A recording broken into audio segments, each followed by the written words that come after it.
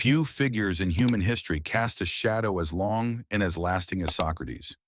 He wasn't just the father of Western philosophy, he was the first to look unflinchingly into the soul of man and ask the questions no one dared to ask, especially of men, especially about the desires, illusions, and confusions that govern so many of their lives. Socrates carved a path, the path of self-examination, where a man does not live by instinct alone, but by reason, sharpened, tested, and earned. And along that path, he left behind a message, not loud, but powerful, for men in every generation. A message not about romance or conquest, but about women as a psychological force, a challenge built into the architecture of a man's becoming. In today's world, where noise drowns out wisdom and approval is often mistaken for love, most men don't fall because they lack potential. They fall because they fail to understand their role in the dynamic between man and woman. They lose themselves in a glance, a touch, a softness that disarms, never realizing that what captivates them might also be what derails them. Socrates did not look away. He walked straight into that tension, not with fantasy, but with clarity. He didn't teach men to hate women, far from it. He taught them to see more clearly, to recognize that where men are forged through directness, women are shaped in layers, not as deception, but as adaptation, a design rooted in survival, not sabotage. What Socrates left us isn't an instruction manual. It's a challenge, a question that still echoes today. Do you understand the woman you're drawn to? And deeper still, do you understand yourself in the moment you're drawn to her? And this is only the surface. What Socrates saw beneath it will challenge everything you thought you knew about women, power, and yourself. If this message speaks to something deep in you, don't let it end here. Hit like, tap subscribe, and join the movement at Unleashed, where men remember who they were meant to be. Socrates did not seek to demean the feminine, nor to warn men out of fear. His motive was clarity. Where others romanticized the unknown, Socrates interrogated it. He believed that what is veiled cannot be trusted blindly, and what enchants must first be understood, or it will consume. His society mocked him for this. The men of Athens laughed, the jurors condemned, but Socrates smiled, because he understood what they did not, that a man who perceives a woman only as she appears, and not as she operates, is like a soldier captivated by the shimmer of his enemy's blade, mesmerized in moments from ruin. This was not misogyny, it was psychological foresight. Socrates taught in questions because questions awaken awareness. So let us ask as he would, why is feminine affection so often entangled with strategy? Why does her silence sometimes echo louder than her words? Why does she seek power in subtlety, in shadows? The man who does not ask these things will not see, and the man who does not see will kneel, not from love, but from delusion. In the Republic, Socrates speaks of the just soul, one ruled by reason, balanced, not enslaved by appetite or impulse. But what becomes of a man who constructs his life around a woman he doesn't understand? That man is not building a soul, he is erecting a shrine to confusion. And confusion, Socrates taught, is the beginning of tyranny within. This is the tyrant soul, led by desire, thirsty, restless. How many modern men appear to wear the suit of reason, while inwardly they are chained to the craving for female validation? How many build their empires not to fulfill their purpose, but to impress women who may not even stay when the walls collapse? Here is the critical turn. Socrates was never warning us about her. He was warning us about ourselves. When you do not study her nature, she becomes neither enemy nor savior. She becomes the test, and you, if unprepared, will fail. Most men were taught to chase beauty, but Socrates knew beauty is bait. The question is not what she looks like, but what her intentions signal, and whether you are attuned enough to see it. And here, Socrates said, is where men fall apart. We chase form and forget essence. We seek her touch and ignore her pattern. We don't examine, we fall. And when we fall, she doesn't catch us.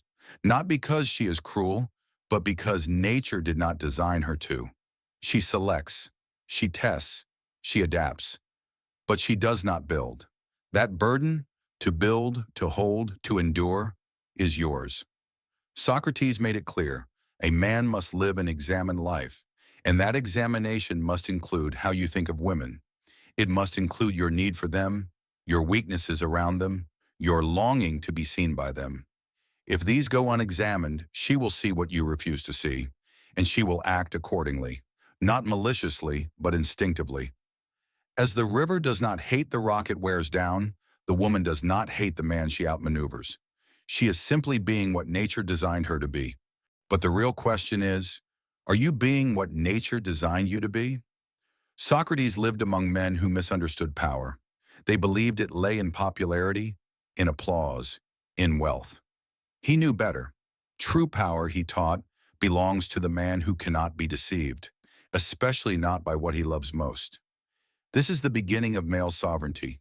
You were not born to orbit her, you were born to govern yourself. Socrates warned that the unexamined life is not worth living, but the unexamined desire is even more dangerous. And nowhere is desire more camouflaged than in the presence of feminine allure. It wraps itself in devotion, sings like truth, moves like destiny, but it answers to something deeper: survival, selection, instinct. You may call it love. She may call it timing. In Phaedrus, Socrates warns us, love, if ungoverned by reason, becomes madness. Divine perhaps, but madness still. He speaks of the soul, drawn by lust, becoming like a wingless creature crawling in circles, obsessed with the source of its appetite. And here we must ask, how many men today are stuck in that loop? How many have traded their mission, their values, their very sovereignty, for a soft voice, a fleeting glance, a warm body? This is not judgment. This is observation. This is psychology. And it is precisely the kind Socrates mastered, long before the term even existed. He understood that a man who does not interrogate his instincts will forever be ruled by them. And in that submission, he loses the very thing that makes him masculine: his orientation toward reason, principle, and legacy. You are not here to be devoured by the feminine. You are here to understand it.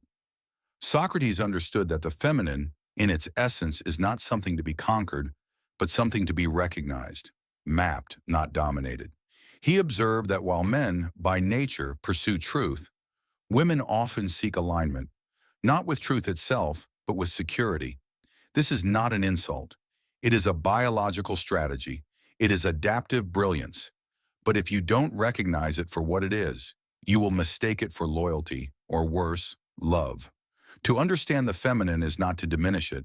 It is to accept that it operates from a different axis of survival.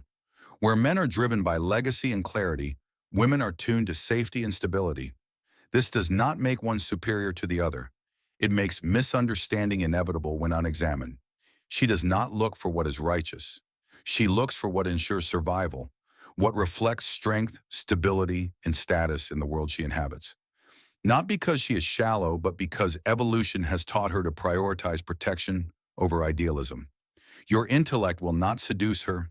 Your ambition will. Your certainty will. Your command of your reality. That is what moves her.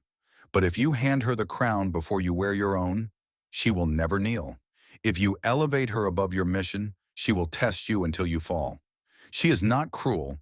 She is reacting. She is responding to what you have shown her, that your soul is for sale. Socrates believed the soul had three parts: reason, spirit, and appetite. The highest man lives where reason commands. When appetite, sexual, emotional, social leads, the man dissolves. He no longer leads. He follows, not her, but his hunger for her. And hunger has no boundaries. It devours everything, including identity. You've seen these men. Men who have no light unless she gives it to them. Men who kneel without asking what altar they're kneeling before. Men who would burn their principles to keep her warm. And you, if you do not awaken, will be one of them. This is the pathology of unexamined desire. It hijacks values, distorts direction, and builds a prison out of longing. The man becomes a reflection of her needs, not a reflection of his own reason. Socrates lived in a world no different from ours, filled with men who confused noise for wisdom, beauty for virtue, charm for truth.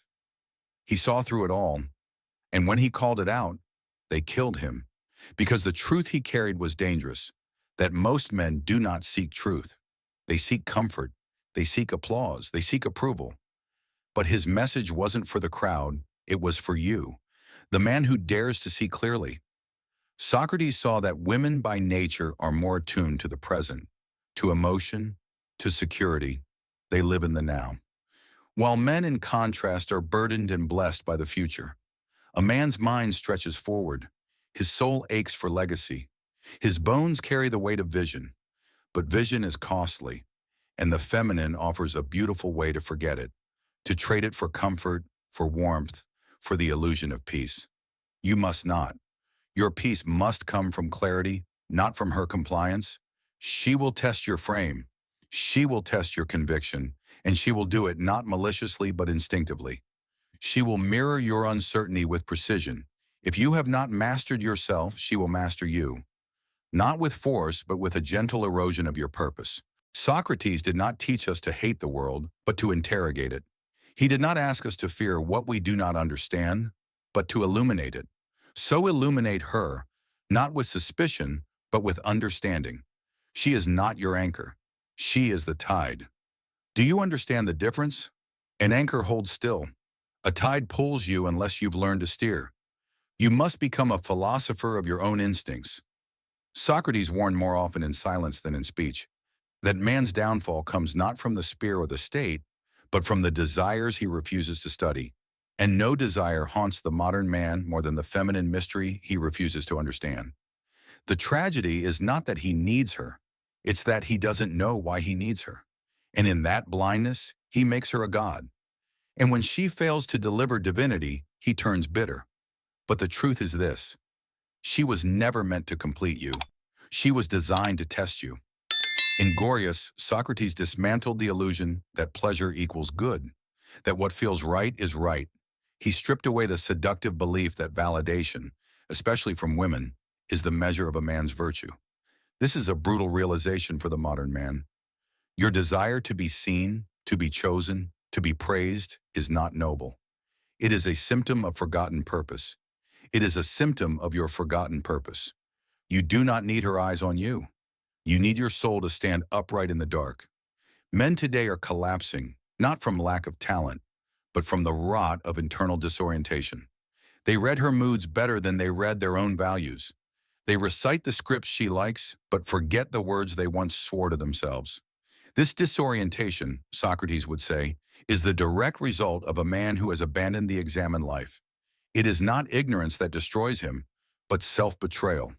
When a man loses the clarity of his own compass, he begins navigating by another's weather. You think you're being romantic. She thinks you've lost your edge, and she's right. She cannot love what she does not respect, and she does not respect what she can control.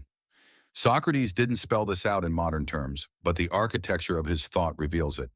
He saw harmony not as equality of nature, but as each soul in its rightful order. A man out of place in himself cannot create order in a relationship. Socrates knew that love without structure collapses into chaos. To preserve the bond, each soul must first preserve its center. A woman does not want to lead you. She wants to feel safe under your direction. But when you abdicate that post, when you make her emotions your compass, her approval your mirror, her affection your prize, you cease being a man and become a satellite. She may keep you around, but not because she wants to, because it's convenient. And one day, convenience expires. The world is filled with men who thought they could win her love by worshiping her. But love is not won through worship. It is won through sovereignty. In Meno, Socrates asks whether virtue can be taught, but more importantly, he questions whether men even recognize it anymore. The same must be asked today. Do you know what masculine virtue is? Do you know what it looks like before you offer it to her? Or have you mistaken devotion for discipline, lust for loyalty, compliance for love? She doesn't want you broken. She doesn't want you needy.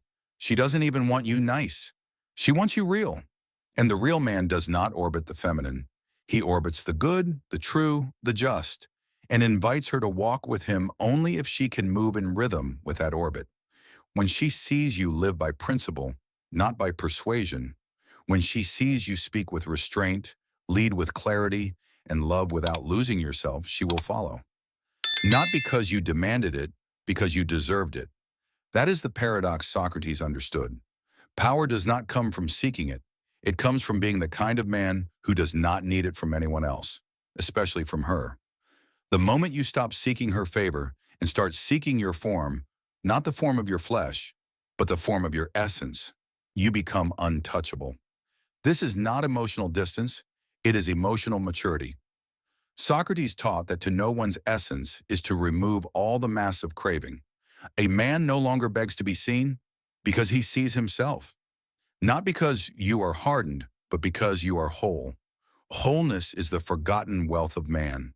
The temples of ancient Athens stood not for comfort, but for virtue, etched in stone, measured in trials, whispered into the ears of men by the likes of Socrates. Know thyself, not please her, not serve her, not become what she desires, but know. For in knowing there is power, and in power there is peace. But most men today are not at peace. They are at war, not with her, but with the lie they tell themselves, that her love will save them, that her body will cure their restlessness, that her smile is a substitute for selfhood. This is not love. This is intoxication. And every philosopher knows the drunk cannot see the truth. Socrates spoke often of forms, the ideal realities behind our earthly shadows. There is a form of womanhood just as there is a form of manhood. But modern men chase only the shadow, the curves, the eyes, the perfume, the performance. And they forget to ask, what does this form serve? What does it protect? What does it devour? She is not evil.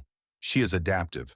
And if you remain blind to her psychological function, not only will you misread her, you will blame her for what your own soul failed to anchor. Socrates would not have condemned her.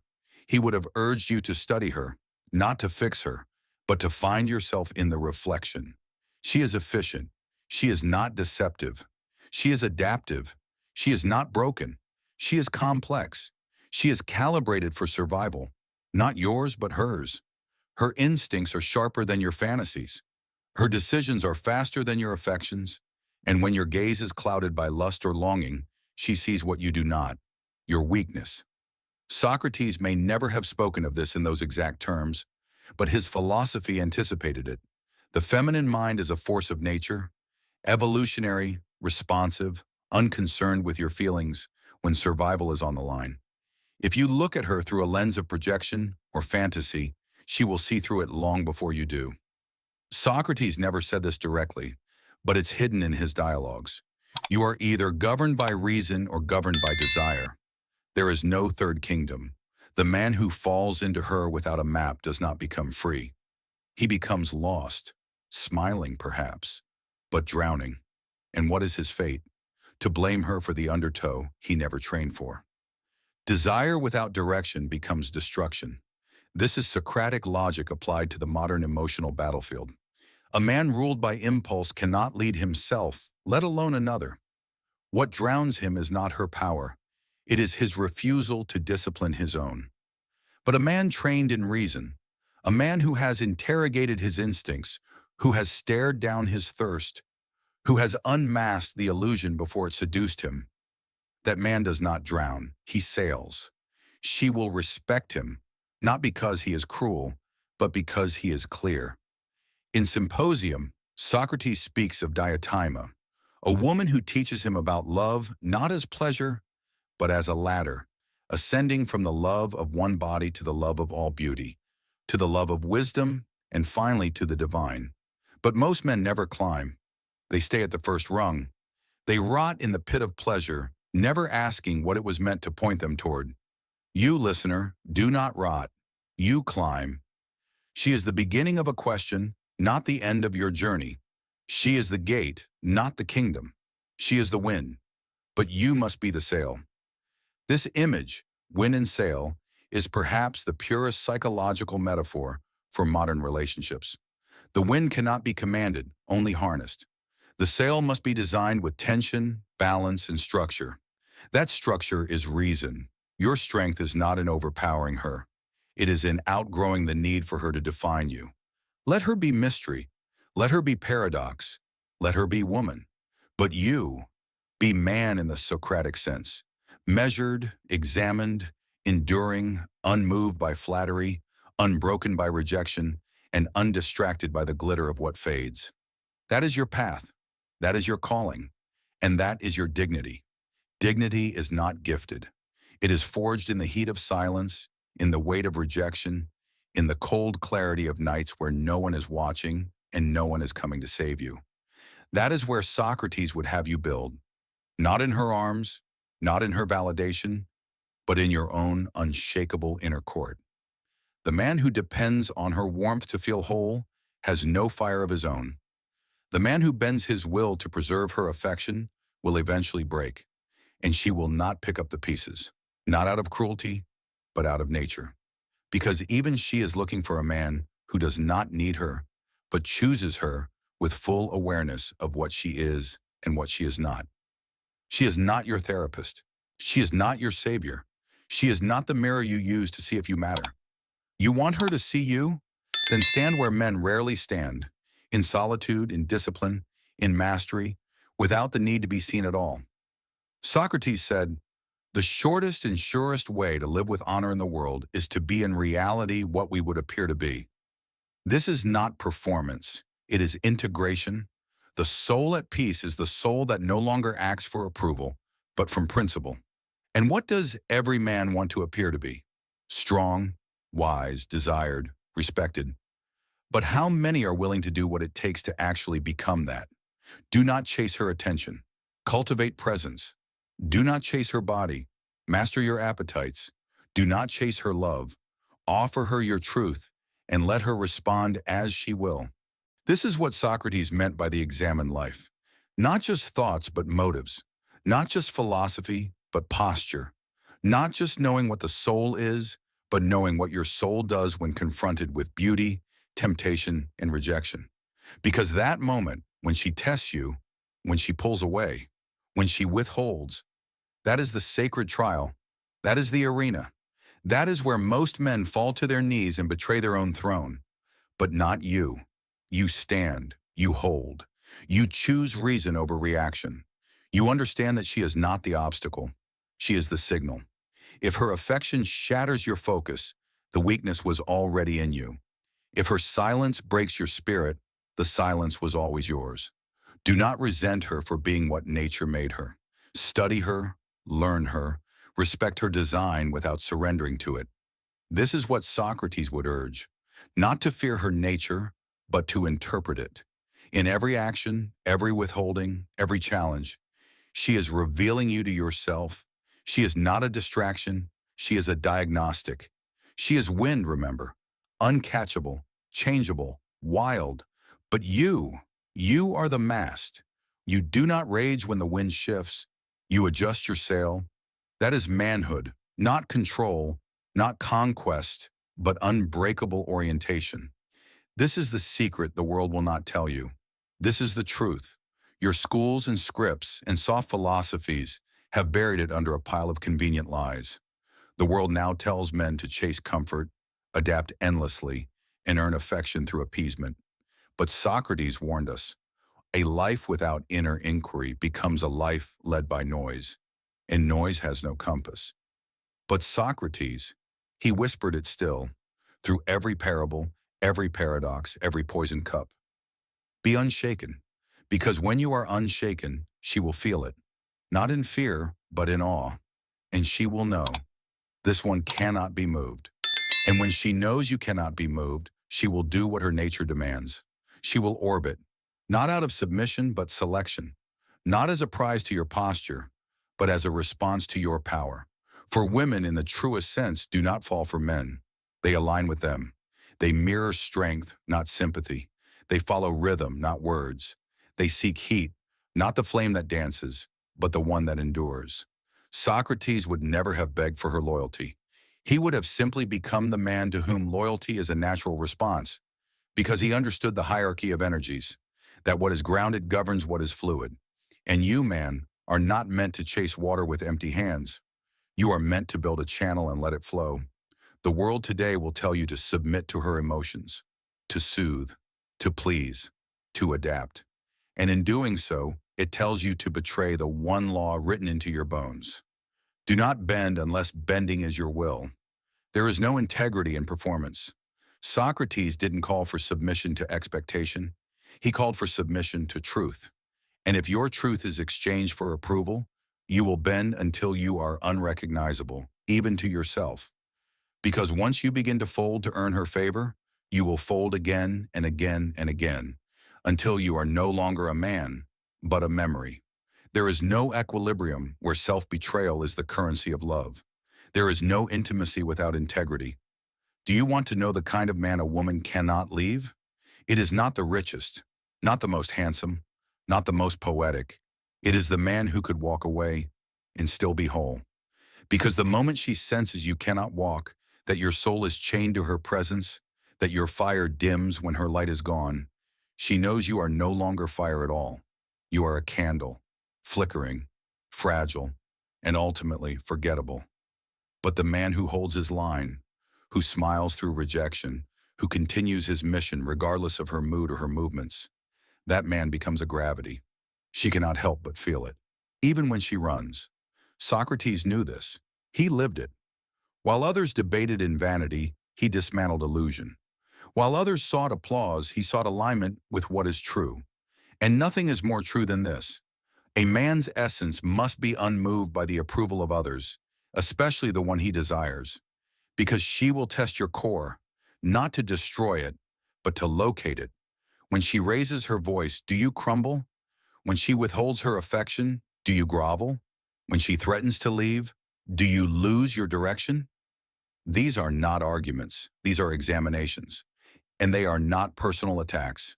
They are unconscious calibrations, natural instincts that measure the strength of your frame, the depth of your grounding, the substance of your soul. Socrates never told men to fear testing.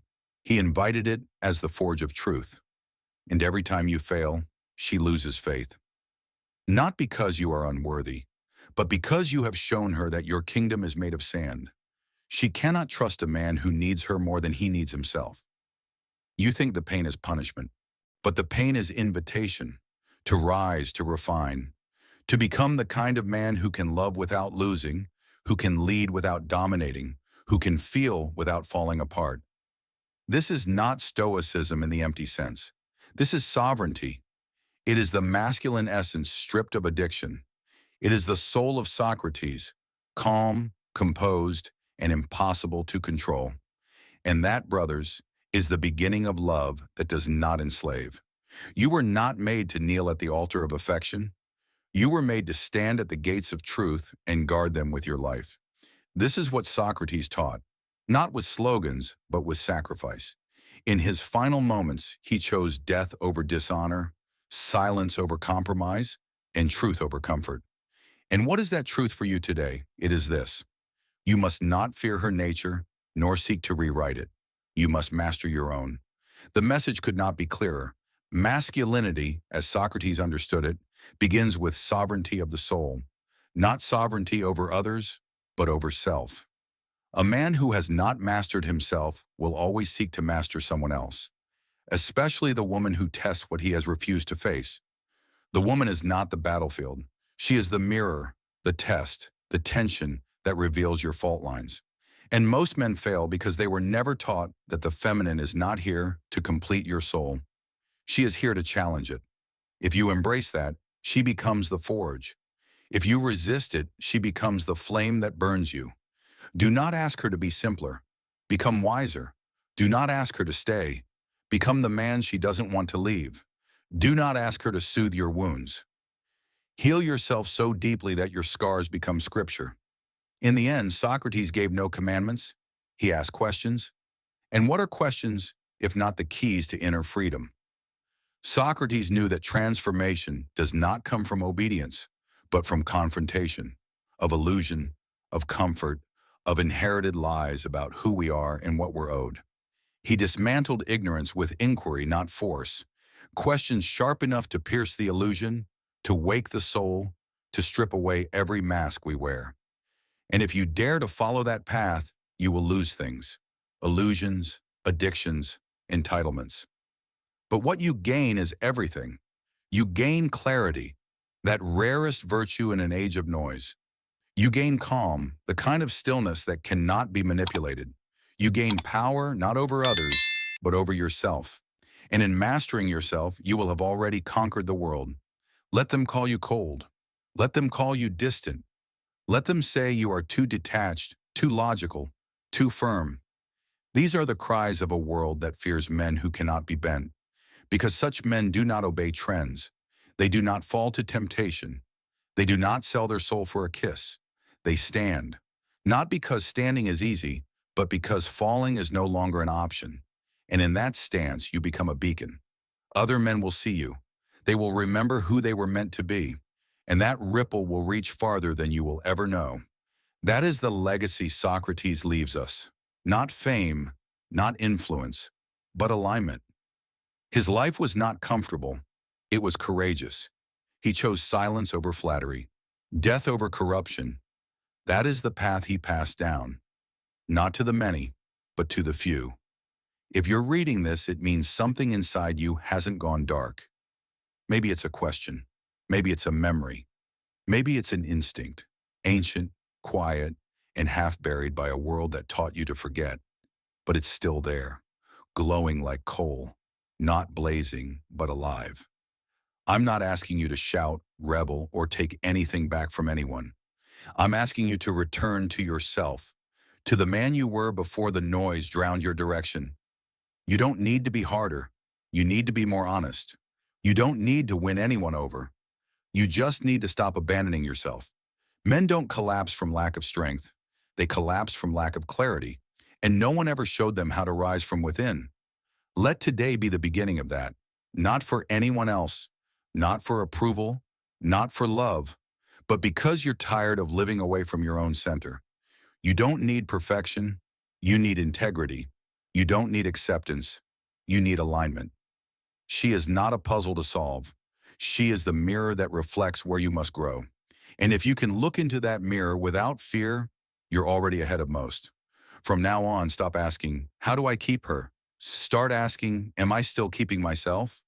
Because when you choose to live by clarity instead of craving, when you stay silent because you know, not because you're afraid, when you move forward without needing to push anyone down, you become the kind of presence that cannot be ignored.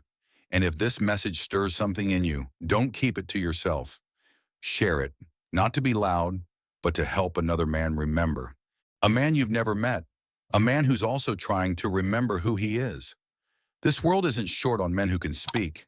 It's starving for men who have something real to say. Be one of those men. Move forward, not for glory, but because you've been silent too long in the presence of your own truth.